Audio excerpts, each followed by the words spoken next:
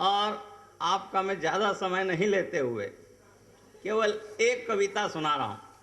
पसंद आई एक दो और सुनाऊंगा, और नहीं आई तो जब तक पसंद नहीं आएगी तब तक सुनाऊंगा। बहुत अच्छे, ये वाली बहुत अच्छी है। अच्छा, कविता सुनाने से पहले एक बात बता देना चाहता हूँ कि मैं कोई गीत वीत नहीं गाता। गीत तो कवित्रियां गाती है, क्योंकि उनकी आवाज बांसुरी जैसी होती है, अपनी तो बांसुड़े जैसी।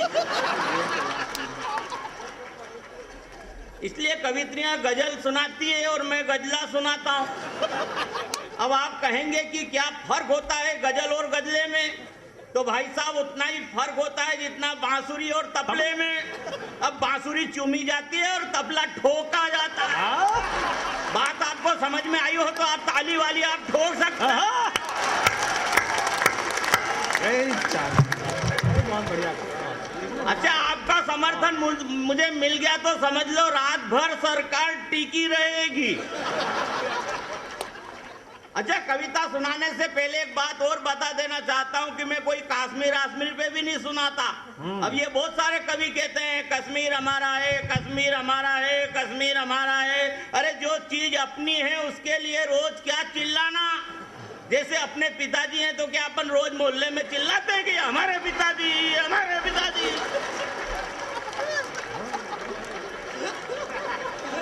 अच्छा, रोज चिल्लाओ तो लोगों को शक होता है कि है भी कि नहीं है।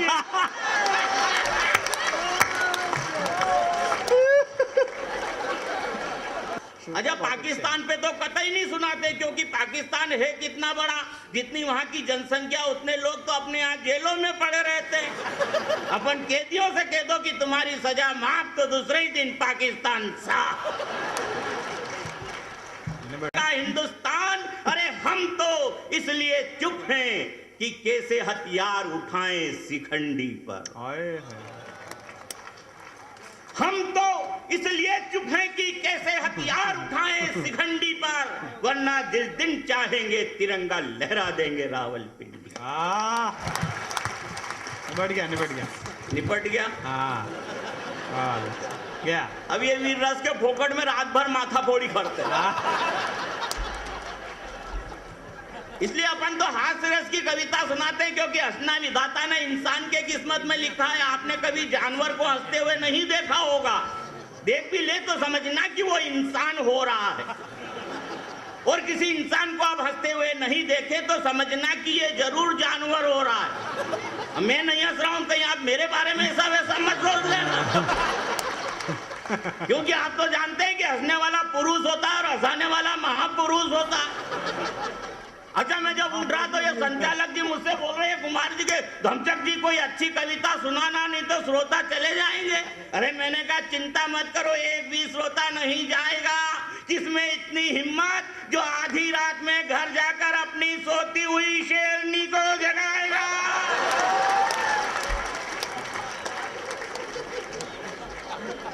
अच्छा, मेरा कथन बिल्कुल सच्चा है और शेरनी की मान में जाने से तो रात भर यहीं बैठे रहना। अच्छा, कवि सम्मेलन में जाते हैं, कई तरह के लोग मिल जाते हैं, कविताएं बन जाती है। एक मित्र बोले धमचक जी, विवाह के समय आदमी औरत की मांग में सिंदूर भरता है। मैंने कहा भरता है? वो बोला बताइए ऐसा क्यों करता है? मैंने कहा इसमें कोई क्या करे, अरे सिंदूर नहीं तो क्या सीमेंट भरे। अरे सिंदूर नहीं तो क्या सीमेंट भरे, फिर सीमेंट का कलर हरा होता है, सिंदूर का कलर लाल होता है, जिसे भरने के बाद आदमी पहली बार हलाल होता है। और हलाल होने की पहली शर्त है आदमी औरत की मांग में सिंदूर भरे, फिर जीवन भर उसके मांग की पूर्ति करे। और बेचारा करता है, और जो नहीं करता है वो जीवन भर अटल बिहारी रहता है। अच्छा, हमारे ये बता रहे थे कि जगजग जी कुंवारे हैं। अब कुंवारे हैं, शादी कर लेना चाहिए। अच्छा, शादी का नाम सुनते ही क्या होता है कि शादी बड़ी विचित्र होती है साहब। आदमी ये सोचता है कुंवारा करना चाहिए कि नहीं करना चाहिए। वो बहुत सारे लोगों से पहले इंटरव्यू लेता है। मैंने बहुत सारे लोगों से इंटरव्यू लिया कि आदमी को शादी करना चाहिए, कि नहीं करना चाहिए। अब शादीशुदा व्यक्तियों ने जो इंटरव्यू में कहा वो मैं आपको सुनाना चाहता हूँ, इसलिए तमाम शादीशुदा व्यक्ति से ध्यान से सुनना और कुंवारे ज्यादा ध्यान से सुनना। अच्छा, शादीशुदा उस व्यक्ति को कहते हैं जो शादी के बाद सूदा हो जाए। अच्छा कुंवारे के मन में कुंवारे का शादी का नाम सुनते ही कुंवारों के मन में लड्डू फूटने लगते हैं और शादीशुदा के मन में बवंडर उठने लगते हैं। मैंने कुंवारे से कहा कि अब तो बीवी लिया, वो बोला सोच तो मैं भी रहा हूं मगर किसकी लाऊं। तो समाचार पत्र में विज्ञापन दिया तो बहुत सारे लोगों के पत्र आ गए कि मेरी ले जा। तो आदमी को शादी करना चाहिए कि नहीं करना चाहिए? तो एक हमने विवाह से पूर्व एक अभूतपूर्व काम किया। पहले विवाहित व्यक्तियों से इंटरव्यू लिया। एक सज्जन बोले, धनचक जी बड़ा विचित्र सवाल है, हम क्या पुराने लोगों का भी यही ख्याल है कि शादी बर्बादी है, दिखने में मखमल वास्तव में खादी है? मैंने कहा लोग शादी को बर्बादी मानते थे, यह तथ्य आप जानते थे, फिर आपने क्यों की? वे मुस्कुरा कर बोले, अब उनका तर्क सुनना, वे मुस्कुरा कर बोले कि हम हर तथ्य को सत्य की कसौटी पर तोलते हैं, इसलिए की कि कहीं पुराने लोग झूठ तो नहीं बोलते। अब उनका सुनकर तर्क फिर पकड़ा हमने एक क्लर्क। वो बोला, समझदार होकर शादी की आशा रखते हो, सूरत शकल से तो वैसे ही दुखी लगते हो। अरे हमारे पड़ोसी मिस्टर जोशी, उनकी दुर्दशा देख हम शर्मिंदा हैं। आश्चर्य इस बात का उनकी 2 पत्नी है फिर भी वो जिंदा हैं। हम तो एक से ही परेशान है। एक व्यक्ति ने कहा हम तो एक से ही परेशान है, तो दूसरे ने सहानुभूति जताते हुए कहा कि ज्यादा परेशान हो तो अपने इधर भेज दो। मतलब आदमी अपनी पत्नी का रोना किसी के आगे रो भी नहीं सकता है कि हम तो एक से ही परेशान है, कलेजा कांपता है, आफत में जान है। वास्तविक पोजीशन बताते हुए शर्म आती है। ऑफिस जाओ तो अफसर, घर आओ तो बीवी खोपड़ी खाती है। मैंने कहा आपकी खोपड़ी है या खरबूजा जो खाती है? वो बोला आपको तो मजाक आती है, जब आपकी हो जाएगी आसमान नीचे और धरती ऊपर नजर आएगी। एक बार तो मेरे बच्चे ने मुझसे पूछ लिया, पापा आपकी शादी हो गई? हमने कहा हो गई। बोले किससे हो गई? तेरी मम्मी से। बोले वाह, आपने तो घर की घर में ही कर ली। एक बार हमारे मित्र की शादी हुई, हमने तार दिया मंगलमय हो मिलन तुम्हारा, तार में मिस्टेक होगी, छप गया दंगलमय हो मिलन तुम्हारा। तब से उनके यहाँ दंगल चल रहा है। हमारे पड़ोस में कैसे पति पत्नी रहते जो अक्सर झगड़ते रहते। मैंने कहा कि जीवन में कभी आपके विचार मिले? बोले मिले। मैंने कहा कब? वे बोले जब हमारे घर में आग लगी थी तो हम एक ही दरवाजे से भागे थे। तो जब आपकी हो जाएगी आसमान नीचे और धरती ऊपर नजर आएगी। फिर हमने एक शराबी से किया सवाल, वह स्त्री को बताने लगा बवाल। मैंने कहा स्त्रियां भगवान की बनाई हुई कला है, जो बेचारी बचपन से अबला है। वो बोला आप किस नशे में है? ये कोई अबला है ना कोई कला है, दरअसल ये बला है और इससे दूर रहने में ही भला है। फिर औरत क्या है? एक पंक्ति देना चाहता हूँ कि औरत क्या है, औरत क्या है ये कुंवारा क्या जाने, कब्र की गर्मी को मुर्दा ही पहचाने। औरत क्या है ये कुंवारा क्या जाने, कब्र की गर्मी को मुर्दा ही पहचाने। अंत में हमने एक वयोवृद्ध सज्जन से प्रश्न किया, उसने एक पंक्ति में उत्तर दिया, शादी ऐसा लड्डू, खाए वो पछताए, ना खाए वो पछताए। यह किस्सा है बिल्कुल सच्चा। हमने सोचा जब पछताना ही है तो फिर खा के पछताना अच्छा।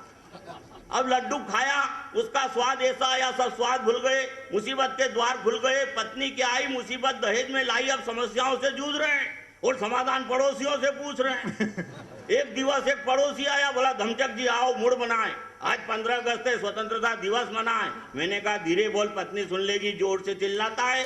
अरे पति की जिंदगी में कभी स्वतंत्रता दिवस भी आता है? वो बोला हाँ आता है। मैंने कहा कब? वो बोला पत्नी मायके चली जाए तब। इतने में कैसे पत्नी आ गई, कमरे में चुप्पी छा गई। बोली खड़े खड़े क्या कर रहे हो, नल चले जाएंगे, पानी क्यों नहीं भर रहे हो? बहुत अच्छे। मैंने कहा सवेरे सवेरे क्यों बढ़ रही है? देखती नहीं साहित्य पे डिस्कस चल रही है। साहित्य का नाम सुनते वो उछल पड़ी, सामने होकर खड़ी, जोर से बोली, अरे साहित्य को मारिए गोली, इसमें क्या धरा है? साहित्य से भी किसी का पेट भरा है, फिर कहाँ लगते हैं तुम्हारे सरीके? अरे साहित्य की सेवा करते करते निराला और प्रेमचंद मर गए भूखे। वाह वाह वाह। साहित्य की सेवा करते करते निराला और प्रेमचंद मर गए भूखे। मैंने कहा तुम क्या समझोगी साहित्य की परिभाषा?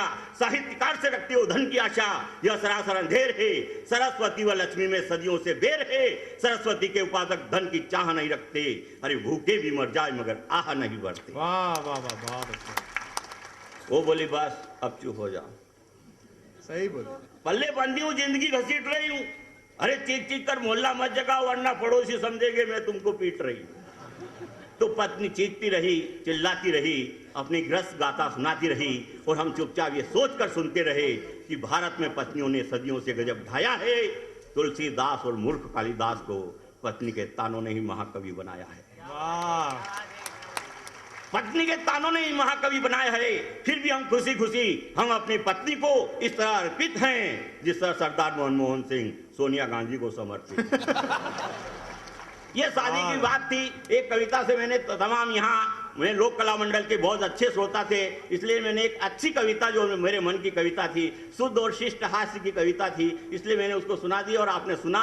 मैं आपको बहुत साधुवाद देना चाहता हूँ, धन्यवाद देना चाहता हूँ। और मैं कहना चाहता हूँ कि उदयपुर के भारत में जितने भी श्रोता हैं उसमें उदयपुर के श्रोता बड़े प्रसिद्ध हैं। मैंने कई बार आपको कविताएं सुनाई है। मैं अच्छी कविताओं से भी आपको जोड़ना चाहता हूँ। अच्छी कविताएं हम खराब बातों पे भी अच्छी कविताएं लिखने का मादा हम रखते हैं। ये हमारे आपके राजस्थान के ये भाई उदयपुर के आपके अजातशत्रु जी राजस्थान की कविताएं सुनाते हैं। अरे हिंदुस्तान ये भाषा कई प्रकार की भाषाएं बोली जाती है साहब। जैसे मद्रास की भाषा तो समझ में नहीं आती है। अब मद्रास का नाम आजकल चेन्नई हो गया। मैंने एक मद्रासी से पूछा इसका नाम चेन्नई क्यों? बोले मद्रास के लोग लुंगी पहनते हैं और लुंगी में चेन्नई इसलिए चेन्नई। ये भाषाओं का चमत्कार है साहब, ये मीठी भाषाओं का। अब ये हरियाणा चले जाइए, हरियाणा की लठ चा भाषा, वहाँ कितनी बजी को कहते हैं के बाजेगा। मैंने एक हरियाणी व्यक्ति से पूछ लिया के बाजेगा, वो बोला कि लठ बाजेगा। मैंने कहा घड़ी में के बाजेगा, वो बोला घड़ी में बाजे या 2 घड़ी में बाजे, बाजेगा लठ ही। ये हरियाणवी की भाषा और राजस्थान की मस्ती, आपके उधर की उदयपुर की भाषा। मैं तो यहाँ आया अजातशत्रु के भाई के यहाँ गया, मैंने एक से पूछा साहब ये अजातशत्रु के घर का रास्ता यही है? बोले हो। दूसरे से पूछा अजातशत्रु के घर का रास्ता यही? बोले हो। तीसरे से पूछा अजातशत्रु के घर का रास्ता यही? बोले कि हाँ। मैंने कहा एक बात बताओ, यहाँ सब हो करके जवाब दे रहे हैं, आप पहले से सिद्धियाँ करके बोल रहे हैं। वो भाई भाई साहब ये उदयपुर है, यहाँ अनपढ़ आदमी हो करके बोलता है, पढ़ा लिखा सिद्धियाँ करके बोलता है। मैंने कहा तो बिना पढ़े लिखे हैं, वो बोला हो।